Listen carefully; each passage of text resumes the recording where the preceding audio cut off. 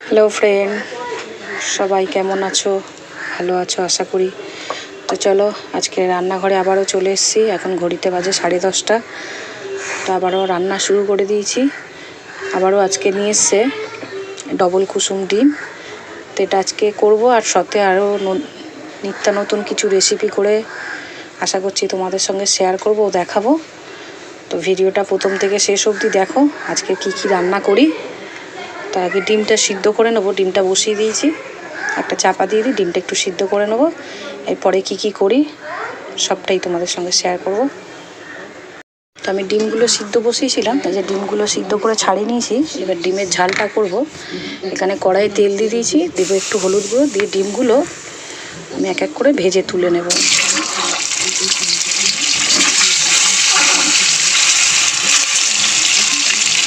একটা বড় ডিম ফেটে গেল, জানি গরমে ওটাকে অমলেট করে নিতে হবে। অমলেট করে ঝালে দিয়ে দিই বল।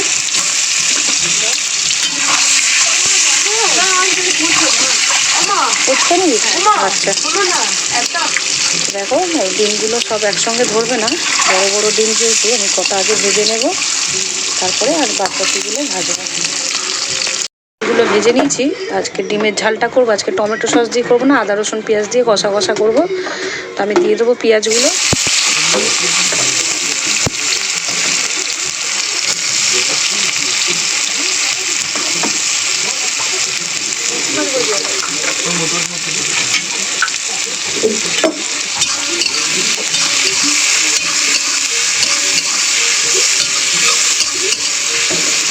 পেঁয়াজগুলো আগে লাল লাল করে ভেজে নেব। ভেজে নুন দিয়ে দিলেই পেঁয়াজগুলো মজে যাবে। তো আগে একটু ভেজে নিই, তারপরে নুনটা দেবো। ভাজা হয়ে গেছে, এবার দিয়ে দেবো কেটে রাখা টমেটো। ওর মধ্যে দিয়ে দেবো নুনটা, দিলে টমেটোটা তাড়াতাড়ি মজে যাবে।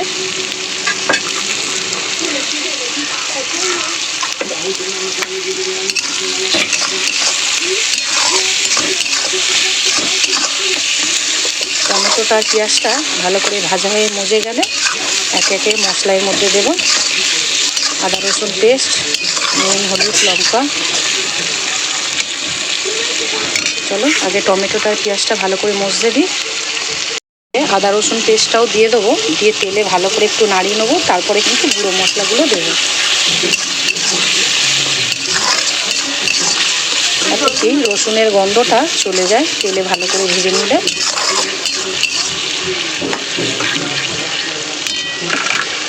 তেলের সঙ্গে ভালো করে কিন্তু আদা রসুন পেঁয়াজ ও টমেটোটা ভালো করে ভেজে নিয়েছি। নুনটা আগে ভাগে দিয়ে দিয়েছি। তো এবারে দিয়ে দেবো হলুদ গুঁড়ো আর লঙ্কার গুঁড়োটা, দিয়ে ভালো করে মশলাটা কষিয়ে নেব।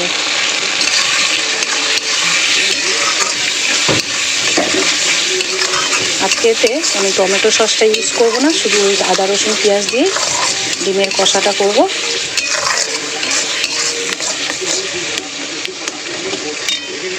মশলাটা আগে ভালো করে কষিয়ে নিই। মশলাটা কিন্তু ডিমের কষা করব, যে মশলাটা আমার ভালো করে কষে তেল ছেড়ে দিয়েছে। এবার কিন্তু একটু জল দিয়ে দেবো। টমেটো সস দিয়ে ডিমের কষা করলে কিন্তু জল দিই না। এটা শুধু আদা রসুন পেঁয়াজ দিয়ে যেহেতু কষা করছি, অল্প একটু জল দেবো, বেশি দিইনি।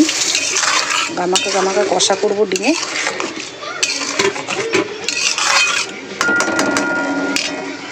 ঝালের কষা করবো, যে ঝালটা কিন্তু ফুটে গেছে। এবার ভেজে রাখা ডিমগুলো কিন্তু আমি দিয়ে দেবো।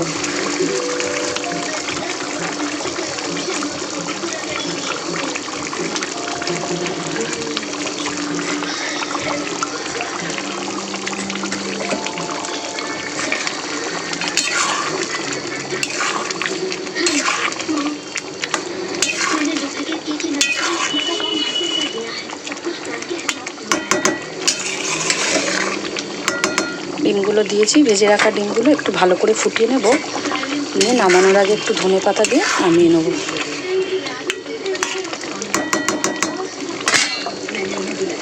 ডিমের কষা কিন্তু আমার হয়ে গেছে। একটু ধনে পাতা দেবো, দিয়ে নামিয়ে নেব।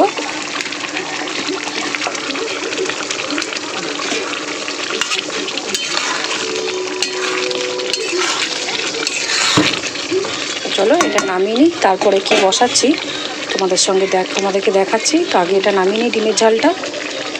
যে ডিমের কষাটা নামিয়ে নিয়েছি, এবার বসাবো কপির ডাঁটির চচ্চড়ি। তো আমি এখানে জল বসিয়ে দিচ্ছি। কপির ডাঁটাটা একদম সরু সরু করে কেটে নিয়েছি। এটা কিন্তু এবার একটু নুন দিয়ে সিদ্ধ করে নেবো। আমি সিদ্ধ করে নিয়ে সব সবজি দিয়ে একটা চচ্চড়ি মতন করবো, বা তরকারি যাই হোক।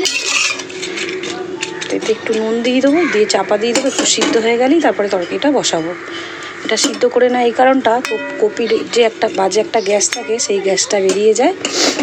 ও সিদ্ধটা করে নিয়ে চচ্চড়িটা করলেই বেশি ভালো হয়। তাহলে দেখে নেবো কপির ডাঁটাগুলো সিদ্ধ হয়ে গেছে নাকি। ভালো করে সিদ্ধ হয়ে গেছে। আমি এবার তরকারিটা বসাবো। ডাঁটাটা ঝুড়িতে নামিয়ে এটা চচ্চড়ি বসাবো। কড়াই তেল দিয়ে এবার দিয়ে দেবো ফোড়নে 5 ফোড়ন।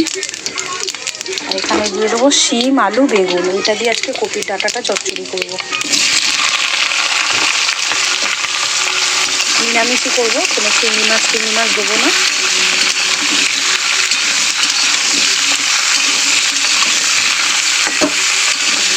আজকে সেরকম কিছু রান্নার মেনু আর বাড়ালাম না, এই 2 রকমই পদ রাখবো। আজকে বিকেলে একটা নতুন একটা রেসিপি করবো, তো ওইটার একটু ঝামেলা আছে। ওটা কী করি না করি তোমাদের সঙ্গে এটা পরের ভিডিওতে তোমরা পাবে, নেক্সট ভিডিওতে।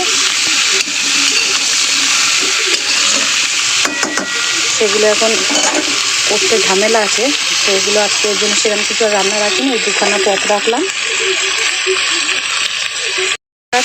চচ্চড়ি আনাজগুলো ভালো করে ভাজা হয়ে গেছে। এবার এই যে সিদ্ধ করে রাখা ডাঁটাগুলো একটু দিয়ে ভেজে নেবো আনাজের সঙ্গে।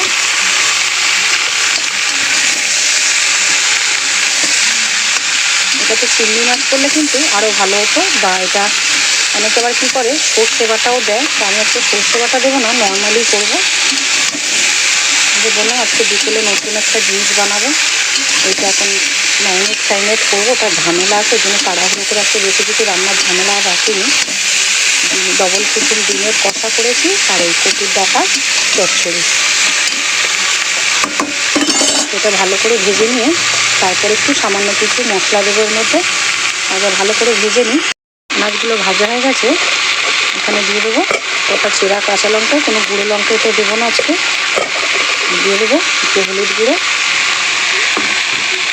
দেবো পরিমাণ মতন নুন।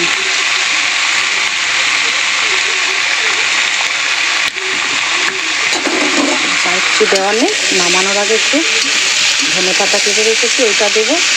আর একটু মিষ্টি দেবো, যেহেতু নিরামিষ চচ্চড়ি। ধনে পাতাটা এর জন্যই দিচ্ছি, সুন্দর একটা ফ্লেভার বা গন্ধ আসার জন্য। আমার ধনে পাতার গন্ধটা অনেকে পছন্দ করে না, কিন্তু আমার খুব ভালো লাগে। সবার সব জিনিসটাকে ভালো লাগে না, খাওয়াটা। এটা যে যা সেটা ভক্তির ওপরে, যে যা সেটা রুচি। আমাদের ঘরে সবাই ভালোবাসে ধনে পাতা খেতে। এমন কোনোটা না যে আমি ভালোবাসি না বলে আরও কেউ ভালোবাসে না, এই আমি ভালোবাসি বলে আরও কেউ ভালোবাসে না। কিন্তু আমাদের ঘরে আমি না, সবাই খায়। এটা এবারে গ্যাসটা কমিয়ে দেবো, দিয়ে চাপা দিয়ে করবো। স্টিম আছে ভাজা ভাজা করে। রান্না কমপ্লিট। এখানে কপির ডাঁটির চচ্চড়ি সবজি দিয়ে, আর এই যে ডিমের কষা করেছি, ডবল কুসুম ডিমের। আজকে এই 2টো রান্নায় মেনু রেখেছি, আর কিছু রান্না বাড়ালাম না। যে বললাম বিকেলে একটা নতুন জিনিস বানাবো, তো এটার জোগাড়জান্তি এখন করব। ওর জন্য বেশি কিছু আর রান্নার ঝামেলা করলাম না। তো চলো, রান্না দুটো কেমন লাগলো অবশ্যই কমেন্টের মাধ্যমে জানাবেন। তো টাটা, নেক্সট ভিডিওতে দেখা হচ্ছে। পরের মেনুটা কি বানাবো ওটা পরের ভিডিওতে তোমরা পেয়ে যাবে।